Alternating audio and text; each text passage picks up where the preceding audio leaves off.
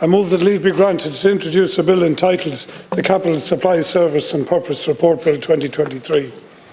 The bill provides that each government minister shall annually report on large capital expenditure in their department 5 years after the expenditure has occurred.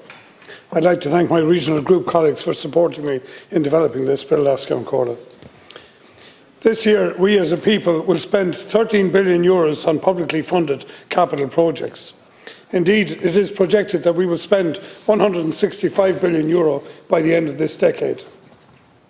This is a substantial accomplishment of our society. It is as a result of all the discipline and pain of the austerity years, and indeed all the hard work in crafting a strong economy from the nadir of the 1950s. I think we all hope that our society continues to invest wisely in ever better services and resources for our citizens. As a new Oireachtas country, we have massive infrastructural deficits built up over generations.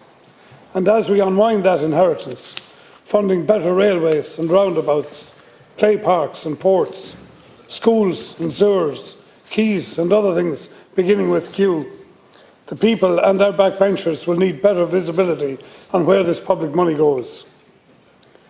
It is a curious feature of our parliamentary budgetary process, remarked on by the OECD and others, that rather large sums of exchequer funding that are earmarked to departments are never seen or heard from again in this House.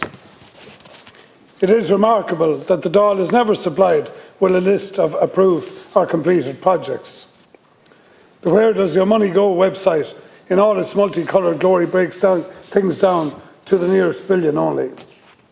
PQs on capital spending need to be very consistently addressed and answered to assemble up any sense of the overall pattern.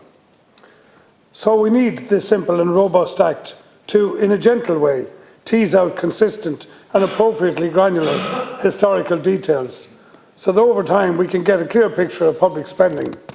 This bill closes the loop between approval and reporting. At the moment, the only formal oversight of expenditure is when the Comptroller and Auditor General or a committee in this House finds something exceptional. We parse over the venial or the calamitous, but miss the broad issue of overall priorities and patterns. I am reliably informed and advised that reporting 5 years after completion will steer well clear of any competitive sensitivities that might blunt the state's ability to negotiate. This bill also provides a mechanism to allow a minister to delay reporting should that need arise. I am also reliably advised that recent advances in the government's ICT system makes this form of reporting relatively straightforward.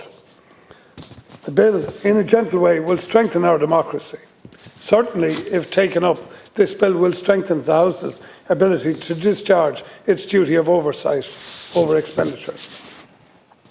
This becomes a slightly more pressing matter as we contemplate a larger Dáil and a fixed number of cabinet seats.